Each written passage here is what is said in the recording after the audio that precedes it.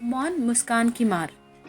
आशुतोष राणा जी द्वारा लिखी गई ये किताब उनके गुरुदेव पंडित श्री देव प्रभाकर जी शास्त्री और उनकी धर्मपत्नी श्रीमती रेणुका शहाणे जी को समर्पित की है। ये एक व्यंग्यात्मक किताब है क्योंकि उनका मानना है व्यंग्यात्मक तरीके से कही गई बातें मारक भी होती हैं और तारक भी। इस किताब की शुरुआत में उन्होंने इंसान के बारे में एक बहुत ही प्यारा पैराग्राफ लिखा है जो इस तरह है। वो ये है कि मनुष्य ही संत है, सन्यासी है, भला है, बुरा है भी और नहीं भी। वही ठग है, डाकू है, चोर है और लुटेरा भी है। वही हत्यारा भी है और रक्षा करने वाला भी वही है। वो धनी भी है, गरीब भी है, महात्मा भी है और नीच भी है।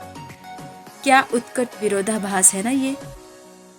मनुष्य देह जैसे सीढ़ी है, चाहो तो उद्धार, उत्थान, परोपकार के लिए चढ़ जाओ या फिर चाहो तो अपकार, पतन, अवनति और अवगुणों के गर्त तक उतर जाओ।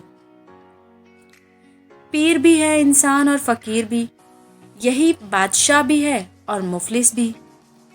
उनका कहना है हर आदमी में होते हैं 10-20 आदमी, जिसको भी देखना हो कई बार देखना। व्यंग्यात्मक तरीके से लिखने का ये तरीका उन्हें उनके पिताजी से मिला, लेकिन ये तरीका उन्हें तब समझ में आया।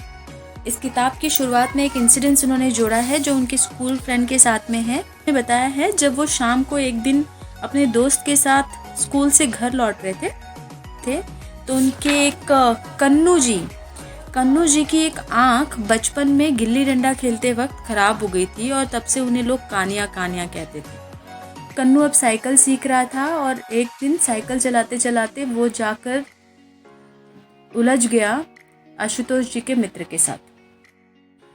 पर बात यहाँ नहीं थी, बात शुरू हुई इस वजह से कि आशुतोष जी के मित्र ने कन्नू को कनवा कह दिया।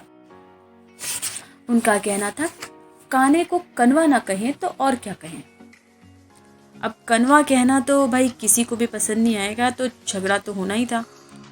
बाता बाती से बात मारपीट तक पहुंच गई। दोनों मिट्टी में सने लोथ-पोथ नजर आने लगे। दोनों को बचाकर आशुतोष जी जब हटाकर लेकर घर तक आए तो उनके मित्र के जो पिताजी हैं, जिन्हें लोग फुर्तीले फूफा कहते हैं, उनका बहुत प्यारा सा डिस्क्रिप्शन दिया है यहाँ पे उन्होंने कि फुर्तीले फूफा की एक समस्या थी। उनके एक कान का पर्दा फट चुका था और उसमें वे चाय को काय सुन लेते, लोटा को बेटा और मोटा को सोटा, कुम्हार को लुहार तो धोबी को गोभी। इसलिए उनसे बात करते समय बहुत सतर्क रहना पड़ता था। तो ऐसे फुर्तीले फूफा के बेटे जब उनके सामने फटे चिथड़े कपड़ों में पहुंचे तो फूफा जी ने उस बेटे को तो एक झन्नाटेदार चांटा रसीद किया। फिर पूछा पूछी की कि भाई आखिर मामला क्या है। बातों बातों में पता चला कि कन्नू के साथ में उनकी बहस हो गई थी। अब ये बात यहाँ चल ही रही थी कि कन्नू जी के पिताजी वहां आ धमके।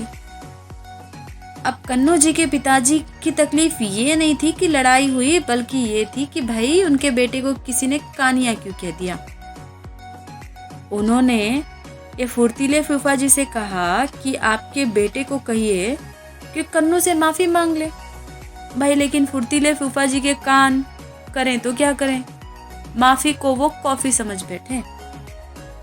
अब कॉफी फुर्तीले फूफा को समझ तो आई नहीं कि कॉफी क्यों मंगाए भाई, हमारा लड़का तो दूध पीता है, ओ को भी कॉफी पिला के अपने जैसा अफीमची बनाओगे क्या। अब कन्नू के पापा को तो गुस्सा आ गया कि ये बहरा कहीं का कुछ सुनता ही नहीं है। मैं माफी मंगवाने की बात कह रहा हूँ, ये कॉफी मंगवा रहे हैं। दोनों के बीच में गर्मागर्मी फिर बढ़ गई, यानी बच्चों की लड़ाई तो बड़ों तक पहुंच गई। कन्नू के पापा फूफा जी को बहरा कहने लग गए और फूफा जी ने शुरुआत कर दी कि हाँ आपका बेटा तो है ही कानिया, एक बार नहीं 10 बार कहूंगा कि कानिया है। खैर बात बढ़ती चली गई और बीच लेने के लिए पहुंच गए हमारे आशुतोष जी के पिताजी। उन्होंने समझाने की कोशिश की लेकिन दोनों ही बहुत ज्यादा गर्म थे, इसलिए जरूरत पड़ने पर उन्होंने दोनों को एक एक चाटा जमाई दिया। उन्होंने बहुत अच्छा एक पैराग्राफ लिखा है इसके इस डिस्क्रिप्शन में कि उनका कहना है कि कनवा को कनवा कहो तो बुरा लगता है, बहरे को बहरा कहो तो बुरा लगता है। तो उन्होंने कहा है कि यदि किसी व्यक्ति की एक आंख है तो उसे काना कहने की बजाय आप उसे समदर्शी कह सकते हैं ना, बिना भेदभाव वाला, जो सभी को एक ही दृष्टि से देखता है। इससे उसकी वास्तविकता भी प्रकट हो जाएगी और उसे भी बुरा नहीं लगेगा।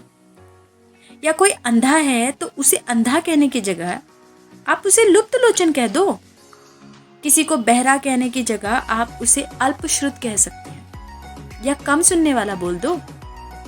किसी गूंगे को आप आत्मभाषी या स्वभाषी कह सकते हो।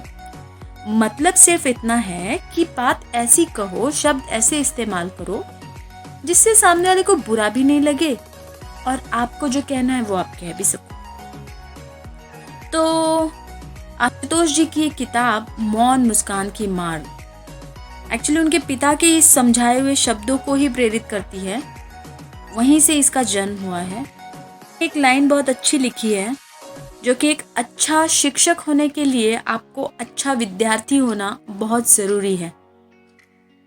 पांडित्य जन्मजात नहीं, स्वयं सिद्ध होता है। तो ऐसे ही उन्होंने अपने गुरुदेव सुरेश आचार्य जी की विद्या के बारे में बताया है। यहाँ वो सभी को नमस्कार करते हुए अपनी किताब की शुरुआत कर रहे हैं। तो चलिए, शिव संकल्पम अस्तु, आशुतोष राणा जी की किताब, पहला चरण, मौन मुस्कान की मार।